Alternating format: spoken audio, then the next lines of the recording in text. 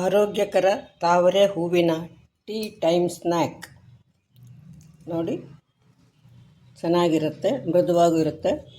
ಮೇಲೆ ಗರಿ ಗರಿ ಇರುತ್ತೆ, ಒಳಗಡೆ ಮೃದುವಾಗಿರುತ್ತೆ. ಇದನ್ನು ನಾವು ತಾವರೆ ಹೂ ತಂದಾಗ ಬಿಸಾಕದಲ್ಲೇ ನಾವು ನಮ್ಮ ಆರೋಗ್ಯನ ಹೆಚ್ಚಿಸ್ಕೊಳ್ಳೋಕ್ಕೆ ಖಂಡಿತ ಬಳಸ್ಕೊಳ್ಬಹುದು.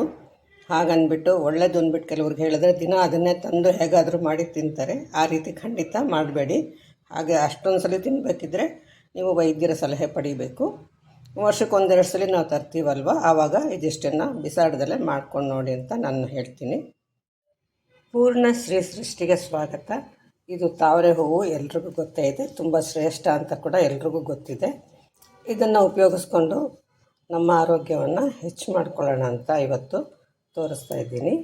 ನೋಡಿ, ಈ ಥರ ಹಿಂದ್ಗಡೆ ಇರೋವಂಥ ರೆಕ್ಕೆಗಳು ಬೇಡ, ಒಳಗಡೆ ಚೆನ್ನಾಗಿ ಪಿಂಕ್ ಆಗಿರುತ್ತಲ್ಲ ಅಂಥದ್ದು ಮಾತ್ರ ಇದು ಬೇಡ. ಈ ಪಿಂಕದ್ದು ಮಾತ್ರ ಬಿಡಿಸಿಟ್ಕೊಳ್ಳೋಣ. ಇದನ್ನು ಸಣ್ಣಗೆ ಹೆಚ್ಕೊಂಡಿದ್ದೀನಿ. ಹಸಿಮೆಣಸಿನ್ಕಾಯಿ, ಉಪ್ಪು ಇಟ್ಕೊಂಡಿದ್ದೀನಿ. ಒಂದು ಅರ್ಧ ಬಟ್ಲು ಕಡಲೆ ಹಿಟ್ಟು, ಒಂದು ಅರ್ಧ ಬಟ್ಲು ಅಕ್ಕಿ ಹಿಟ್ಟು ಹಾಕ್ಕೊಂಡಿದ್ದೀನಿ. ಇದನ್ನೆಲ್ಲ ಮೊದಲು ಒಣದಾಗಿ ಬೆರೆಸ್ಕೊಳ್ಳೋಣ.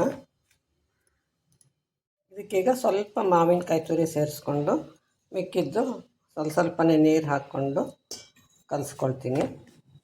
ಇದಕ್ಕೆ ನಾವು ಒಂದು ಸ್ವಲ್ಪ ಎಣ್ಣೆ ಹಾಕ್ಕೊಂಡು ಈ ಥರ ಬಿಲ್ಲೆಗಳು ಮಾಡಿಕೊಂಡು ಇದನ್ನು ಇವಾಗ ಸುಟ್ಕೊಳ್ಳೋಣ. ಒಡೆ ಥರ ಬೇಕಿದ್ದರೆ ಕರೀಲೂಬಹುದು.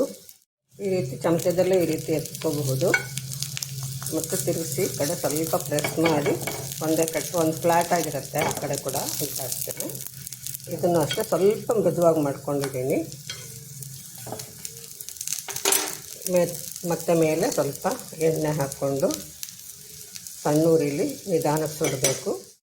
ಮಧ್ಯೆ ಸ್ವಲ್ಪ ಮುಚ್ಚಿ ಕೂಡ ಬೇಯಿಸ್ಕೋಬಹುದು. ನೋಡಿ, ಇದು ಒಂದು 2-3 ದಿವಸ ಇಟ್ಟಿದ ಮೇಲೆ ಇಷ್ಟು ಗಟ್ಟಿಯಾಗಿ ಗರಿಗರಿಯಾಗಿದೆ. ಟಕ್ಕಂತ ಮುರಿತಾ ಇದೆ, ಗೊತ್ತಾಗ್ತಿದೆ. ಸುಟ್ಟಿರೋದೇ ಇದು. ಕರೆದ್ರೆ ಅಂತೂ ಇನ್ನೂ ಚೆನ್ನಾಗಿ ಗರಿ ಆಗುತ್ತೆ. ರುಚಿ ಅಂತೂ ಚೆನ್ನಾಗಿರುತ್ತೆ, ಮೈಗೂ ಒಳ್ಳೆಯದು. ಖಂಡಿತ ನೀವು ಈ ಥರ ಮಾಡಿ ನೋಡ್ತೀರಾ ಅಂದ್ಕೊಂಡಿದ್ದೀನಿ. ಇಷ್ಟೊತ್ತು ವಿಡಿಯೋ ನೋಡೋದಕ್ಕೆ ಧನ್ಯವಾದಗಳು.